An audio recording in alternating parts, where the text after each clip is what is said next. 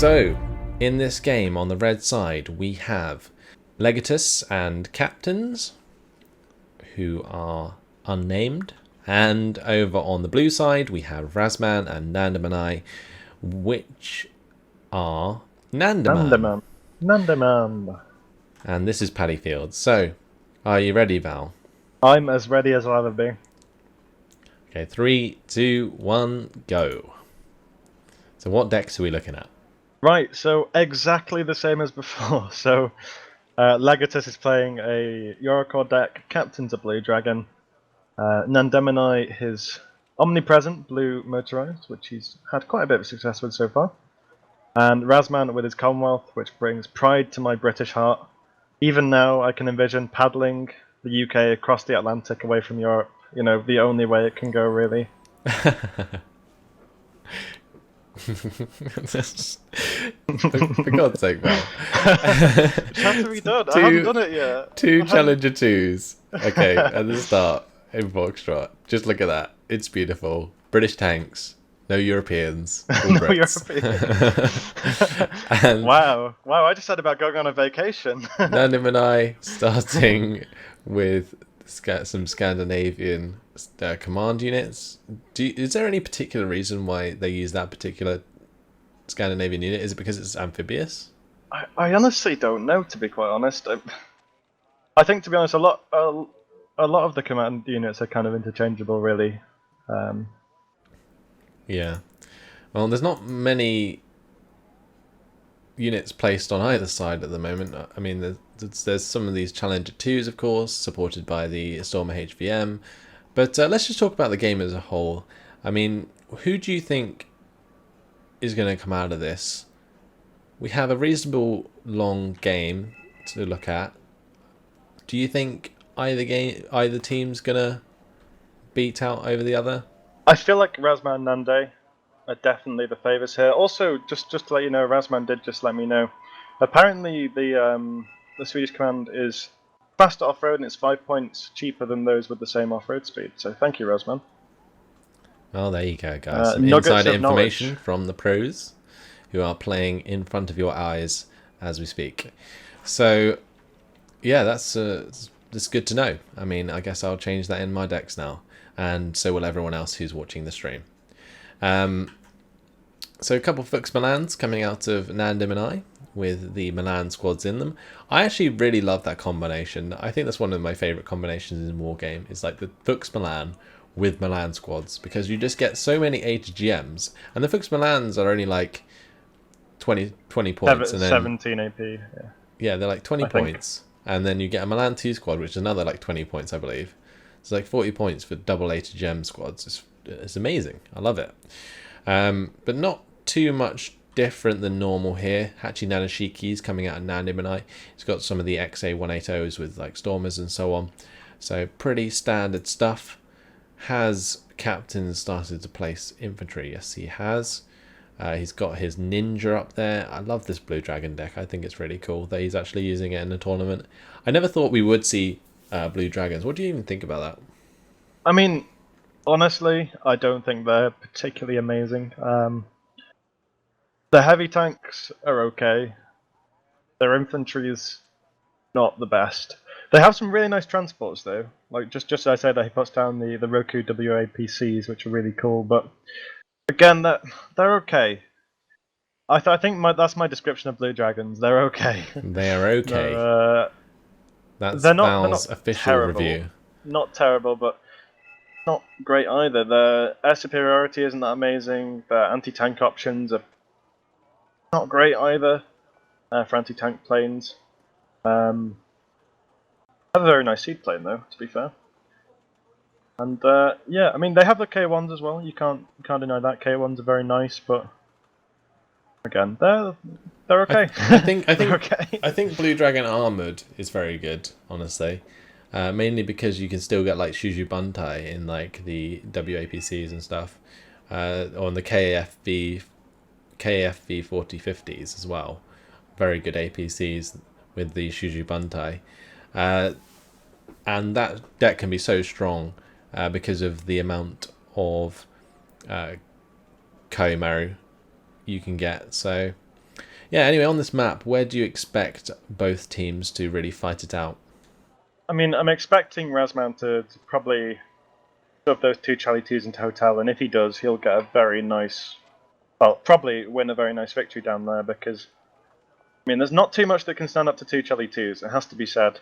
The heaviest tank that they have are Q-Maros and also the Leopard 2A5s. But always remember, I mean, I've said this a load of times, if you're playing against a general deck or Commonwealth, they'll have GR7s and they'll one-pass your tanks. So it's kind of a risk almost. He'll send Legatus to spawn that 2A5. He'll send it into a Hotel most likely, and if it doesn't end up shoving it off with a Challenger 2, they'll probably get killed by a GR7 or a Jaguar, I think. And like the Eurocore anti-tank options are far. Well, I wouldn't say far worse, but they're not quite as good. I think definitely. Yeah, well, they rely a lot more on line of sight, don't they? So, like the GR7's great because I mean, even if it loses line of sight, often it can still kill its target. Well, yeah, because once it drops the bombs, it's already done. It's really good playing. I mean, I think it's quite interesting that Nando seems to be going quite light in the top side. You know, they've really put most of their resources down on the bottom side, so I'm expecting kind of a big push into Hotel, and maybe Nando will try for a very fast push into Lima as well. Looks like Nando's using some M36 sluggers. That's quite interesting for a unit. We haven't seen any of those yet, that's for sure. Basically an old World War II tank coming out to play.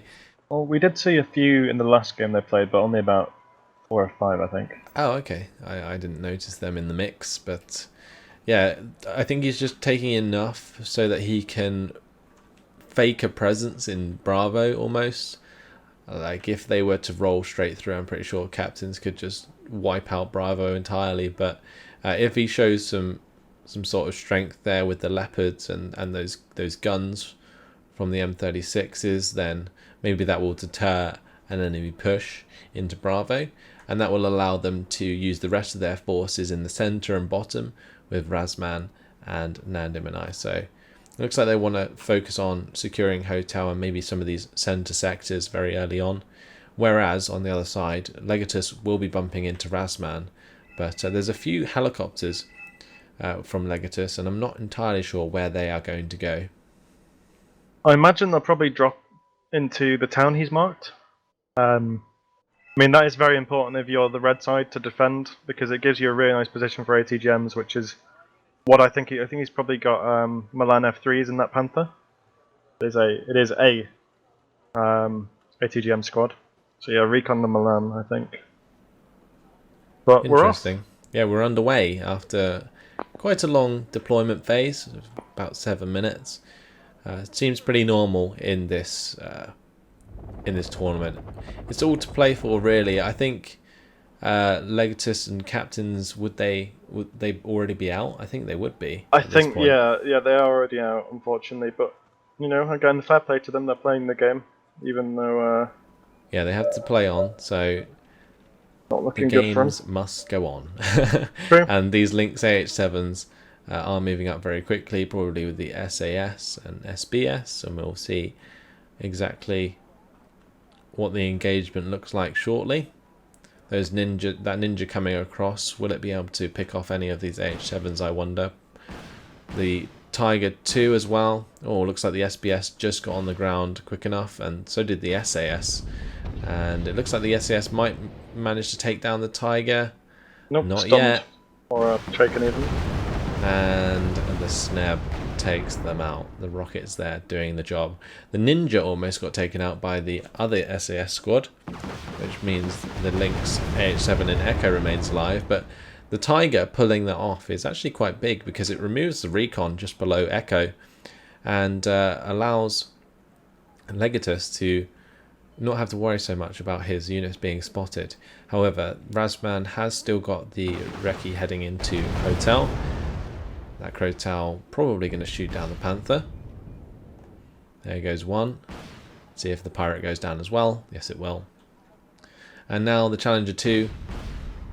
The 2 Challenger 2s are coming up into Hotel, supported by the Stormer HVM and the Crotal. Spotted, but we haven't actually seen any radar array from them, and I actually don't think we've seen a radar array start from Razman and Nande in any of their games. I can't remember it either. Or, I can't remember it anyway, should I say. But these two Challenger 2s, they're going to rip this Leopard 2A5 to shreds. Well, they're only doing 1 damage into the front armour of a Leopard 2A5. But as long as they remain together, then they should be okay. At the moment, we do have a Peace Pheasant coming out wide from Captains. He's taken it off map. And it looks like that could get an easy side shot into one of these Charlie 2s if Razman is not careful. It could do. It could definitely do that. But this Peace Pheasant isn't actually particularly great as an anti-tank plane because the accuracy is honestly quite poor, even though it does have 4 of those missiles. It's quite interesting how he didn't go for that, because I thought he had a really good angle of attack into those Charlies, but then he kind of bailed on it. I can tell you exactly why, it's because he couldn't see it. Oh, did he lose line of sight? Yeah, he lost sight. I looked on their view. I see. And also Razman bringing up a Eurofighter Typhoon. What a beast of an aircraft. Dual German and British design there. Definitely not going to be able to bring out his anti-tank planes with the Eurofighter dotting around. The Challenger 2s just pushing forwards, taking that tree line for themselves. And it looks like they might be set to continue, as the Canadian Rifles are pushing towards the tree line.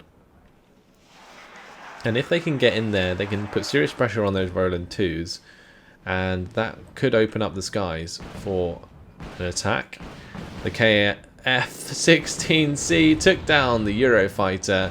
The Peace Pheasant comes in to try and do damage to the Challenger 2. Oh, the Super Etendard picks off one of the Challenger 2s, and Tornado ECR doesn't kill anything because there's no radar. Both of the aircraft, well, 3 aircraft from the red side did go down though. The Super Etendard, the KF-16C, and the Peace Pheasant all went down. So that's a lot of points lost on the red side. Definitely a lot of points lost, yeah. And these Canadian Rifles and this one low man of SAS who's unfortunately just died. This Leopard 2A5 has to be a little careful because, actually I say that the Panther's actually in range, so it's not too bad, but still gets chunked relatively hard. Lost 2 HP I think on that one. Yeah, the Charlie 2 is hitting it very, very hard. One more shot will probably knock it out as well. Especially with the snebs. Yeah, the sneb rockets coming in from the Lynx AH7s does mean that the Leopard 2A5 goes down to a shot from the Challenger 2, which, yeah, that's a very devastating blow. Getting rid of that heavy tank has left a lot to be desired in this bottom side. There is only the HGM Milan F3 squads to really stop that Challenger 2 from continuing. And now we have 3 squads of Stormers by the looks of things heading towards the tree line. And once they get in there and realise there isn't much defending that, I wouldn't be surprised to see the Challenger 2 just continue up that tree line. Well, I mean, if they can take this building by the road, just on the edge of Hotel, that would be absolutely devastating because it's so hard to recapture if you lose that area. But once you do lose that area, Lima is very difficult to defend because you can attack from 2 sides. It's like I mentioned before, you know where this ATGM Milan is? If you have it as the red team, it's a very commanding position because you can side shot a lot of the tanks attacking into Lima. But if you don't have it, you are in a lot of trouble, as they're probably going to find themselves right now. Yeah, that tank can literally sit there and do what it wants, although the K1A1 has something to say about that, and probably will kill off the Recon Leopard unless it misses. And overall, in this game at the moment, Razman and Nandemann have a +1 income lead over Legatus and Captains. So Nandemann doing pretty well with a solid 48 points at the moment, racking up those points slowly but surely, as they do control one more sector than their opponents. It's taken Captains quite a while to get a command unit towards Mike, and Nandemann has been on it with the HQ section in Delta from pretty early on. He has, and that's given them a pretty hefty point lead at about 50 points right now. And especially if they bring another CV in. But we do see 2 CVs coming in from the red team, so that would give them the +1 point lead. But again, I'm honestly not sure if that's worth it, because they're really using points that I think they should be spending on defense, really, on trying to counteract this push. Yeah, like I was saying, as soon as the infantry, those stormers, move up this tree line just below Lima, it's going to allow the Challenger 2 to do exactly the same thing. Now, this HGM Milan F3 squad is side-shotting a lot of the APCs. Not that it would matter anyway because it's an F3 squad. But that just shows that this Challenger 2 still needs to be careful, is staying on the Lima side of the tree line just in case. Now some smoke coming in to just block the fire from that HGM squad. Oh, the Lynx AH7's coming in, doing damage to everything except the Milan F3 squad. And that Storm HVM looks like it's going to do quite a lot of damage to the Marder 2s, but wow, did one of those Lynxes just crash into the Storm HVM and kill it? Or was that something else? I don't know, it was either that or Armada, but I think it could have been the Milan F3 squad, to be fair. I don't think so, because I think it was smoked off, wasn't it? Yeah. If only there was a Strange. replay. Very strange. I mean, that must have been a crash. I think that could have been a crash kill. That's pretty insane. That's the first we've seen of those, I think, if that's the case. Yeah, in this top side, it looks like those sluggers coming into effect, killing off some Shuju Buntai with the help of the Fusilier 90s. Milan 2 squads attacking the K1, so a little bit of pressure on the top side, probably a bit of distraction there for Razvan and Nandemann, who are often focusing together. I find that when they play, is that they do consolidate their resources in order to push upon their enemies, and that could honestly be their weakness, because if they're pushing so hard on one side, then it does allow the opposing team to focus on a different area entirely and catch out Nandemann and Razvan pretty easily. But anyway, this Lynx is coming up and opening the way for these Commando 90s to get into that compound. It is, but I think there's something you always need to remember as well, and we have actually mentioned this before. It's about the pressure game, and if their opponents are very good, they'll counter push on the other side. But most opponents, as that poor Etanard goes down there, but most opponents, if you push like this, they'll spend all their resources trying to stem the tide that's attacking, and that's a mistake, because when you do that, you've already lost. If you're being pushed back like this, and you spend all your resources over there, the majority of the time you've already lost the game, because you're having to completely play reactive, and the only way you'll win then is by better micro, which, you know, isn't always going to really work out for you. Yeah, only certain players can really pull that off, I think, and it looks like here we can see Nandemann caught up to 2 Roland 2s with the Stormer squad, and that's pretty crazy. In Mike there, they're getting some free radar AA kills. That's massive. It's going to open up the skies for Nandemann so they can bring out their aircraft and really push home this lead that they currently have. +2 income lead now, since they did secure Echo and Hotel. And all that's left on the Hotel side of the river for Legatus is a couple of recon units, and the bottom side of Lima is completely exposed to a tank attack. No, it really has to be a very concerted pushback, I think. I think they need to do a few things. I think Captain Legatus need to try and probe this top side, which they're doing, to try and bring a bit of heat away from the centre. And they also need to try and see if there's any weakness, try and see if there's a chink in the armour. Because right now, the weakness that I can see is the centre in Echo. And it's very easy to say that as we watch it, because obviously, as everyone knows, the Fog of War really does get to you. But there's only a Hachi Nanashiki, a Lynx H7, and some SAS and some Toskamiyaga in between Captains and Legatus and taking Echo. Because all of these points are down in this bottom side. GR7 on the bottom side. Looks like it was going to go for the Leclerc kill, but pulled away since the Crotal was firing. But the Crotal is dead. Harrier GR7 is open to kill the Leclerc, and that Leclerc is so dead right now. Well, they lost sight, so... Oh, what's it going to go for instead? Unfortunately. The Cassiopeia. Boom! Wow. Well, they killed it. That Kaimaru playing with fire. Very close to that Stormer squad. Probably doesn't know it. But you were saying that they could have pushed in. I'm not so sure about that. There's 3 squads of Shuji Bantai. Well, I don't mean with what they have, but I mean if they were going to make a concerted push, I think that's where they'd have to try it. And like try and reinforce that and then push through into Echo. Honestly, with the control over Hotel for It's a little Nandemann too and late, to be Rasman, honest. yeah, It's a little too late. Very late for that. Because what would happen is they would just get flanked as the push went in, and especially with those 2 Challenger 2s on the bottom side now, it's gonna hurt. They would have to contend with those for sure. No, they definitely. I mean, I think the time has passed, unfortunately, for them. I think when they lost this bottom forest area, remember I mentioned about the 2 town blocks just below Vima? Once you lose them, it does become very difficult to really do much as the red side. And they have lost them, so it's very difficult for them to do much, unfortunately. Yeah, 2 more Leopard Recons coming in for Nandemann on the bottom side. Let's see if they can finally spot out these Commandos Para. And a couple more DH495s with Canadian rifles coming up towards the centre, I believe. We'll see if Nandemann actually make another concerted push. But yeah, those Kairoku WAPCs with the grenade launchers really tearing apart that Stormer squad as it tries to retreat.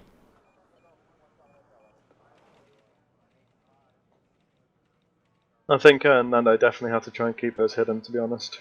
Yeah, Ratsman's moving forwards from Reki. Should reveal the Commander Para eventually.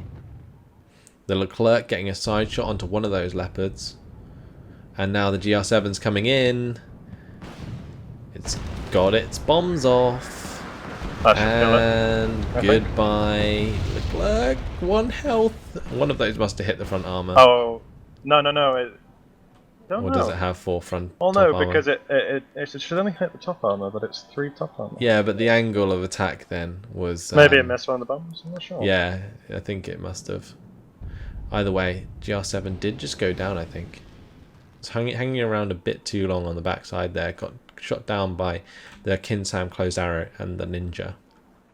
That's very strange, actually. I wonder what happened. I mean, the bombs did look like they left the plane in a very strange way. So maybe I think the first one like lost target or something. I don't know. But an attack now coming into the bottom side of Lima, like you were saying, because the pressure's gone in that little building area below Lima. Rasman's got pretty much free reign to push with the Canadian rifles and the rest of his fire support. His Challenger 2's kind of being forced back away from the Shuji Bantai and the Kairoku WAPCs that are approaching from Mike, but he should be safe to just keep rolling that back for now. F-16A Block 15 coming up. He's obviously expecting trouble. And Legatus is using a Rafale and a Tornado ECR on the back line. So the Rafale going for the engagement on the F-16A Block 15, but that could be a mistake. There's 2 track rapiers there, and the Rafale does go down. Tornado ECR trying to take on the GR7 and take that out. Desperate attempt there with the infrared AA. The F-16 can't get on target. Oh, I thought the GR7 was going to come around there and get the snipe, but didn't quite land the missile. Just missed, unfortunately, for the Legatus and captains. But I mean, this is a pretty dire position for them, unfortunately, because you know, like we said, I mean, before maybe Echo was their only real chance, but that was before this all went to pot, kind of, the attack, because I think they're just a bit too far behind now. I think they've lost too much stuff, really. Let's maybe look at what actually happened then. Like, how did they lose this game, do you think? I think the biggest turning point was when they overinvested very heavily on planes. Remember I said one of the things that I didn't like about, to be honest, both Eurocore and about Blue Dragons is their anti-tank capabilities. The planes, they're not quite that good, because they sent in a Peace Rhine Mark II, I think, or is it Peace Pheasant Mark II? I can't remember. Yeah. Either way, it's the. I think that's the. The Peace Pheasant II, I think it was. Yeah, it has 4 missiles, and I think it only hit 1 of them against the Challenger 2. And then they brought in the Etenard, which did finish off the Challenger 2. And they also brought in the KF-16C, which is the 160-point air superiority fighter, and they lost all 3 of them. I think the only one that got out was the Seed plane, wasn't it?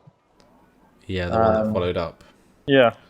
But a K1 did just destroy one of the Challenger 2s with its bombs. So that's up in flames. And I think you're right there.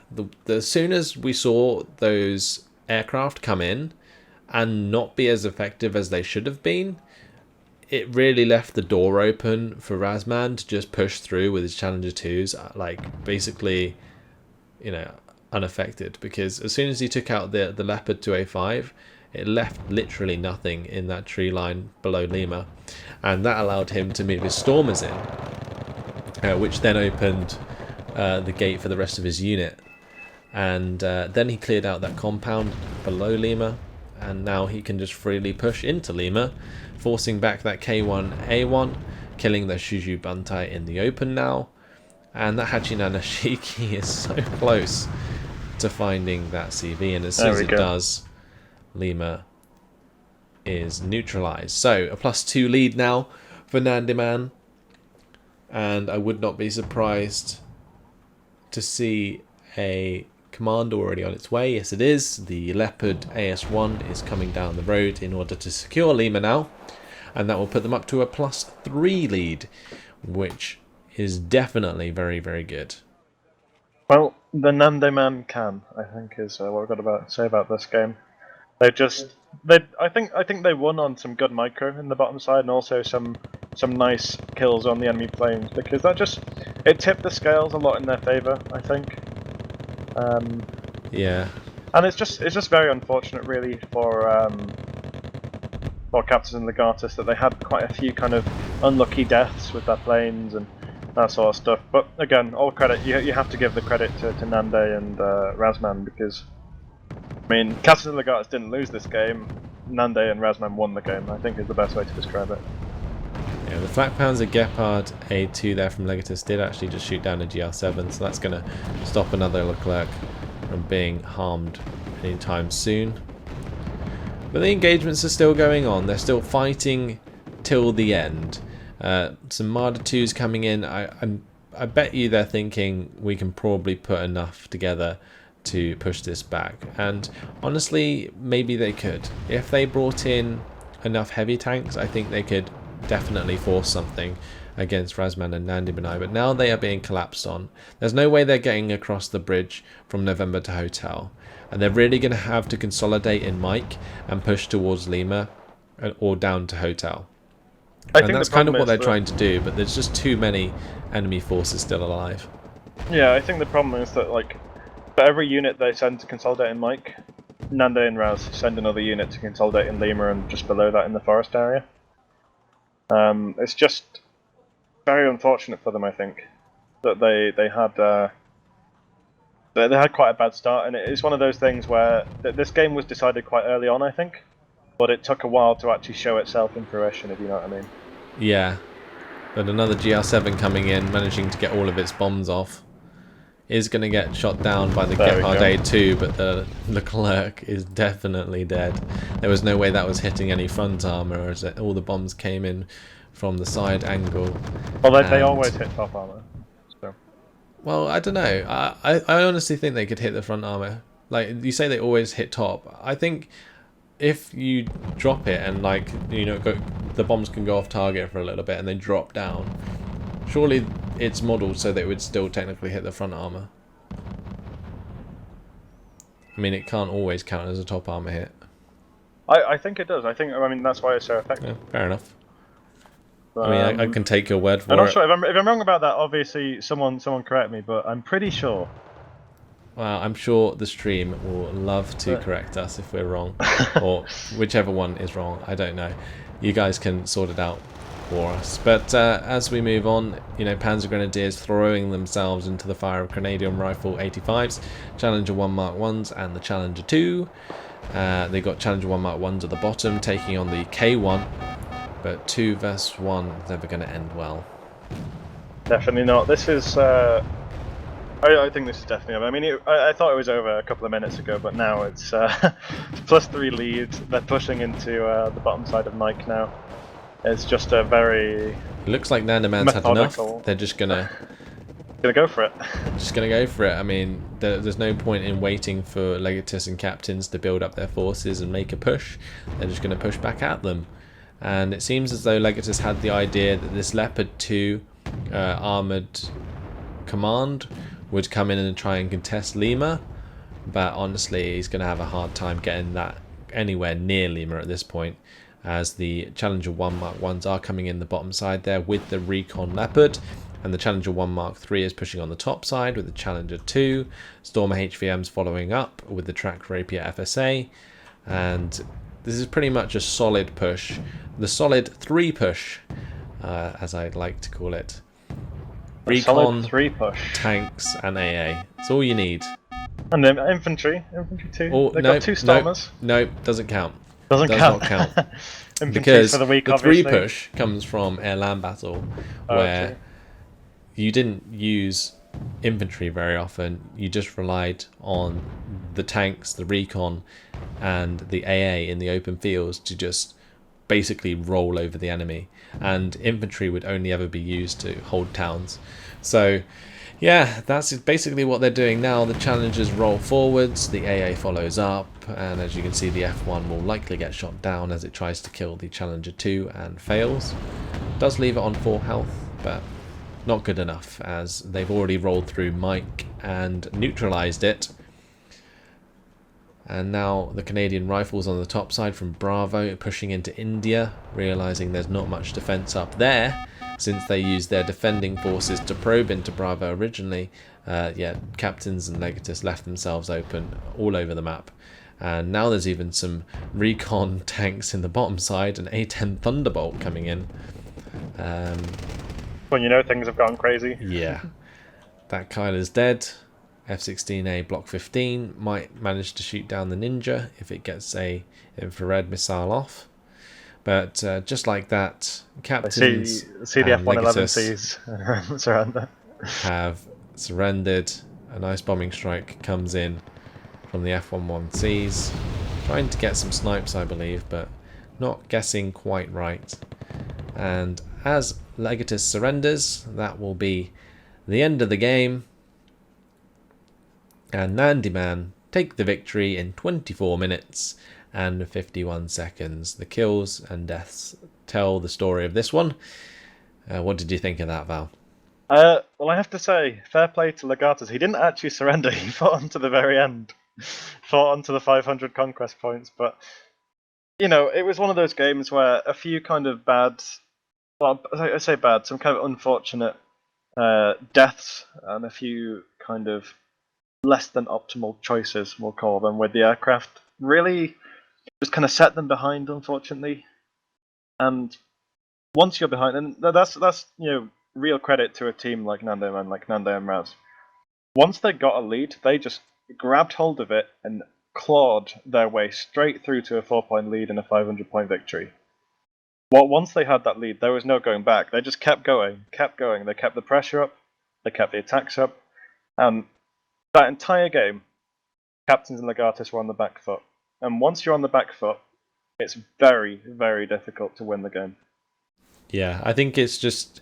It's hard to win the game when you're on the back foot when you're playing against such good players, because they won't let you gain an advantage back from that. And I think in the top side, it really showed, like, when Captains and Legatus tried to do like a little like probing attack, it didn't really phase Nandemann that much. They sort of just shrugged it off, and they had adequate forces there to push that back, and then continued to reinforce the bottom side where they knew they had the advantage. And just by doing that, I think that's what helped them basically secure the game. They didn't react too harshly in the top side, and even afterwards they realized that all of the defenses were gone and they started pushing on it up there, but by that point the game was already won. So yeah, I think an amazing job there by Razman and Nandemann to win that game.